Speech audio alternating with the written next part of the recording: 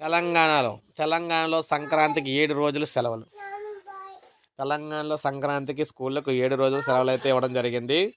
So, రాష్ట్రంలో ఈసారి సంక్రాంతి పండుగకు వారం రోజుల పాటు సెలవులు రానున్నాయి.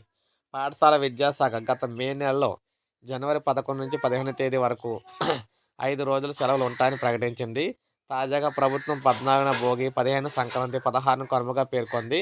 జనవరి 10న రెండవ శనివారం కూడా కలిసి రావటంతో ముందు ప్రకటించిన సెలవుల్ని పునఃసమీక్షించారు. జనవరి 10 నుంచి 16వ తేదీ వరకు సెలవులుగా నిర్ణయించారు. జనవరి 15 శనివారం పాఠశాలలు తిరిగి ప్రారంభమవుతాయి. దీనిపై త్వరలోనే అధికారిక ఉత్తర్వులు వెలువడతాయని చెప్పేసి విద్యాశాఖ వర్గాలైతే తెలిపాయి. అయితే సెలవులైతే పెంచారనమాట.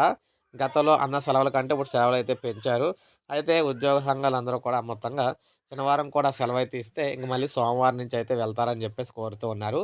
ప్రెజెంట్ అయితే 7 రోజులు ఇచ్చారు. 9 రోజులైతే ఇవ్వాలని చెప్పేసి అడుగుతున్నారన్నమాట 8 రోజులు. సో, ఇది మనకి తాజా సమాచారం. తెలంగాణలో స్కూళ్ళకు సంక్రాంతి సెలవులకు సంబంధించి అఫీషియల్ అప్డేట్. ఒక లైక్ చేయండి. సబ్స్క్రైబ్ చేసుకోకపోతే మన ఛానల్ సబ్స్క్రైబ్ చేసుకొని